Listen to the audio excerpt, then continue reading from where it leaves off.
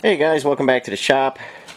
We got Matt's V6 CJ5 here.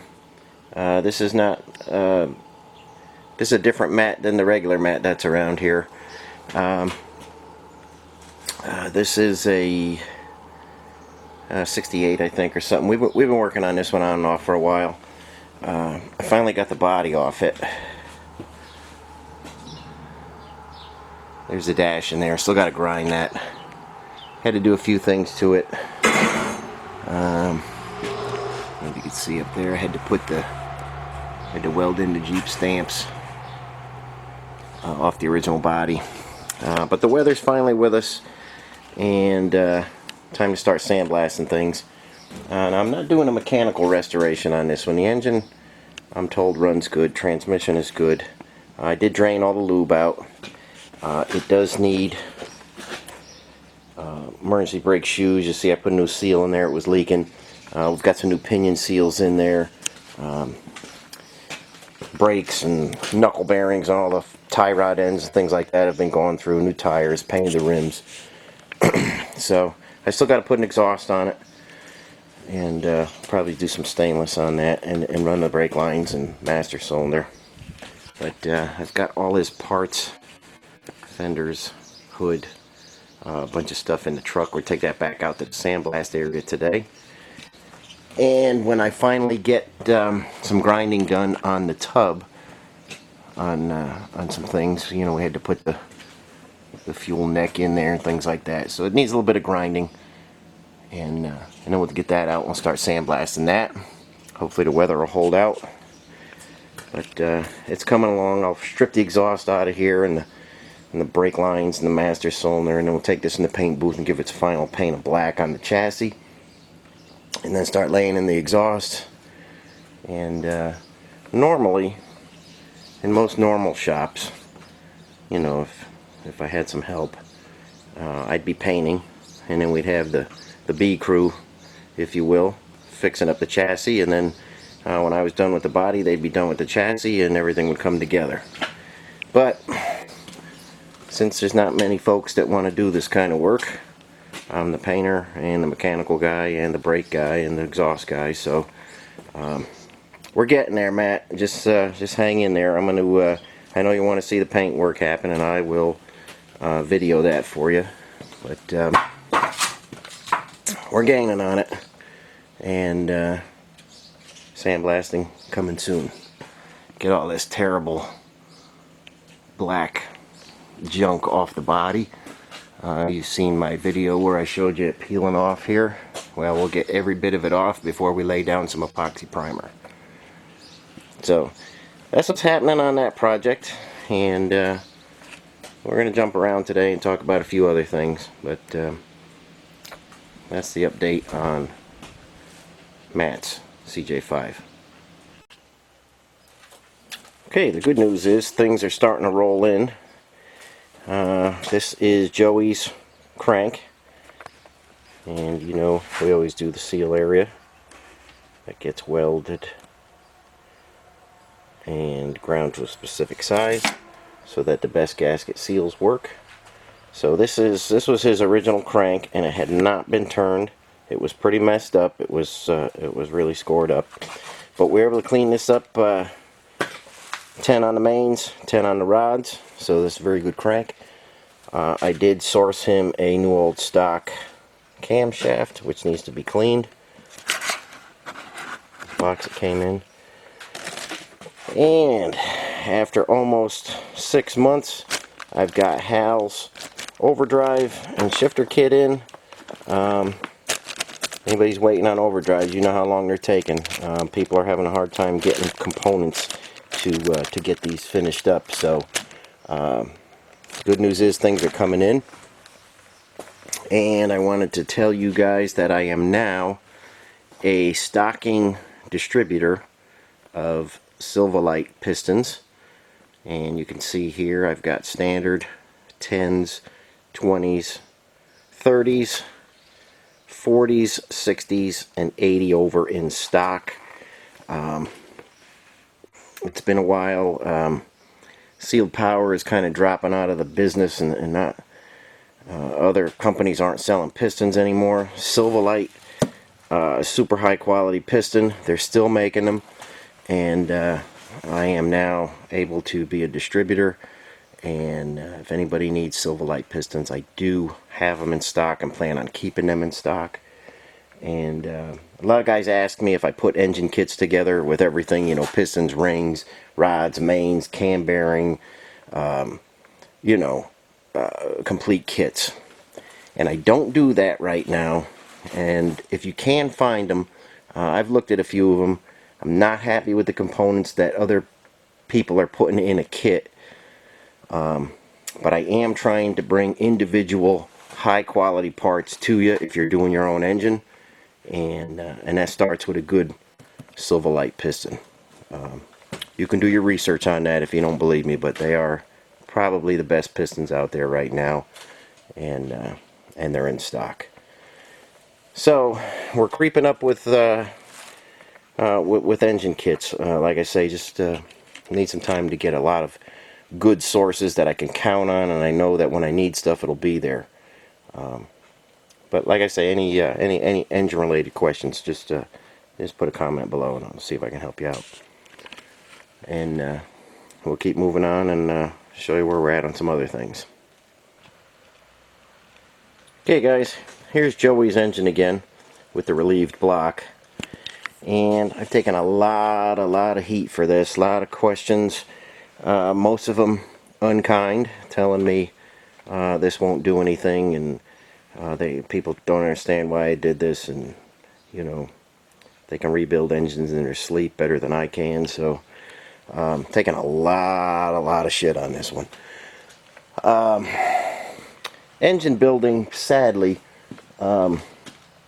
used to be almost an art form. A lot of handwork went into engines, and as machinery started getting better, and you could take this block and put it in a CNC machine and turn the machine on and forget about it. It would bore it. Then you take it over to an automatic honing machine and it would hone it, and there was no hand fitting. There was no hand work in a block. And like I say, as machines got more advanced, the builders started getting less advanced. And I'm not saying every engine builder, and I'm saying I'm the greatest engine builder or anything like that, but I am saying I've gotten engines from engine shops, other ones, and torn them apart and been completely blown away by the inferior quality of their rebuilds. Now this block relieving works. I know it works. I've done it. You know, if you don't agree with me, that's fine. If you take your engine to a shop which has a lot of precision CNC equipment, like I say, they don't hand fit the pistons, they don't check the rings, they don't make sure your valves are sealing. It's going the other way. And on these old engines, like I say, guys will have them rebuilt, and I find nothing but trouble with them. So if you're going to rebuild your engine, or you're going to have your engine rebuilt, really look at the shop and see how they do things.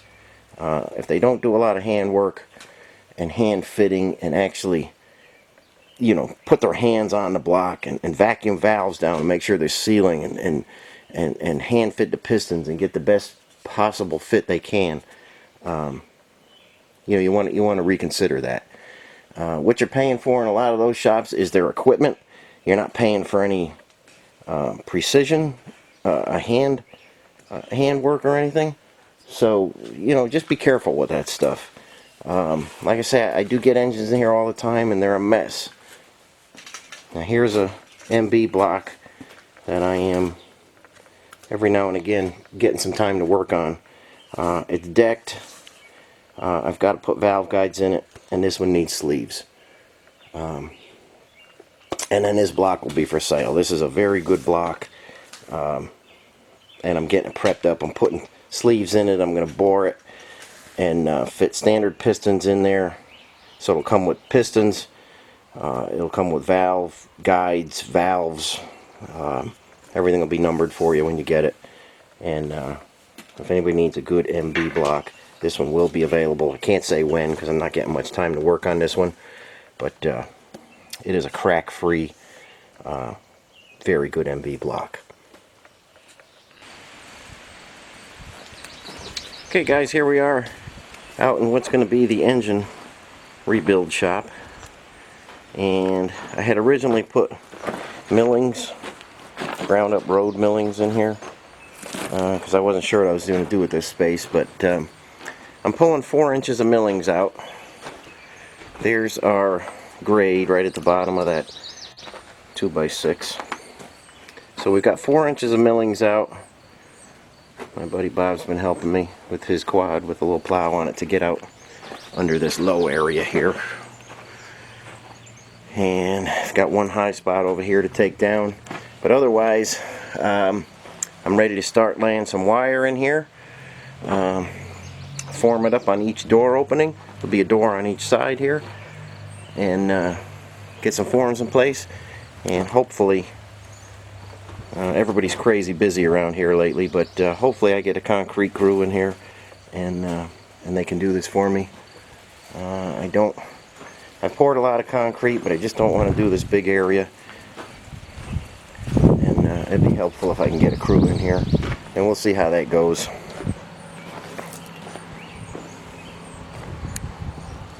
So, this should be a nice, clean area when we're done. We'll get everything insulated, we'll get some doors built, and start moving the equipment in. So, making progress on everything little by little. But right now I'm going to head in the back, get the parts set up for sandblasting, and try and get that body ground and get that back there, so one of these nice cool mornings we can get everything sandblasted. Okay guys, we got the body on the rotisserie, and I used the top fender mount hole on both sides for the front. This has a hole straight through. Factory body will have threads in there, 5/16 18. So I grab it there, and then as you've seen me do before, I grab it on the tailgate hinges, the chain mount, and that'll make it super easy to sandblast. And then we'll move it into the paint booth. But we got some grinding to do right now, and I got some holes to drill. And another thing, when you're on a reproduction body, they put the dash with a bolt, and then you got to reach around and put the nut on the back, and that's a real nuisance. So I have inserts everywhere. These are aluminum inserts. You just put them in with a it's kind of like a rivet gun, but it threads into the insert, and you squeeze it and it expands.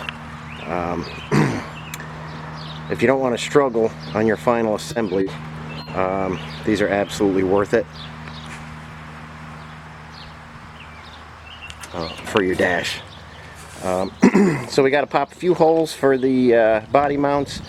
We'll flip this on its side, do some grinding, and I've got the tractor here ready to go, and we will take that out to the sandblast area, and hopefully we'll have enough daylight today, or maybe tomorrow.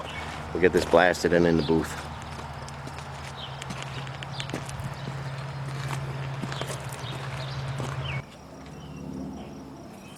Okay guys, we've been all over the place today, but I just finally got Joey's engine up on the Winona seat and guide machine, and we're going to put the seats in there.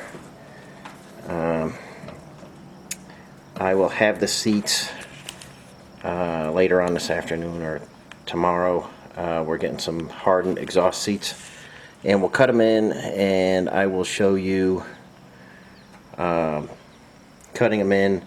And then if you guys had wanted to see the 3-angle valve job again, and we'll get everything blended into our relief here. But for now, we are just mounted on the machine. We've got our cutter in there. I still got to run a pilot in there, But I just wanted to get it on the machine today, and we'll move on to some other things in just a little bit. But there is the Winona PH 2000 ready to cut some seats.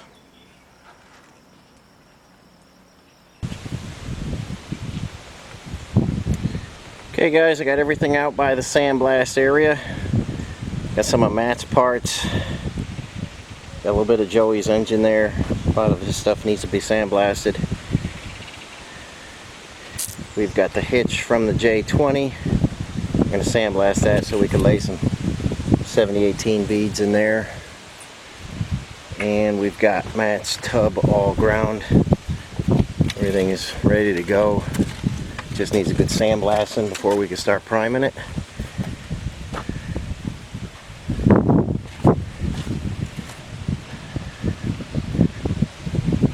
And finally over here we got Hal's stuff. We're going to start blasting this stuff. It's kind of grimy. Before we take it apart, we're going to give it a good blast. And just went and got some diesel. And here's our John Deere 375 CFM compressor. And the blast pot. So next time you see this stuff, it will be in clean white metal. So the weather's kind of with us, and in the coming days I will show you the finished products. Okay guys, we're taking a look at the 258 engine that I'm rebuilding, and this is now ready to be bored, along with my full lineup of Jeep 134 pistons. My Silv-o-lites came in for the 258, and these are 30 over, and you can see that's a super nice quality piston. Like I say, I am a distributor for the Silv-o-lites now, and I use those every chance I get. And I'm super happy with them. Never had any trouble with those. They're always right on the money for measurement, and very good quality for your L heads, your F heads, 258s. I mean, whatever your application, they're very good. So we can move on with the 258 now.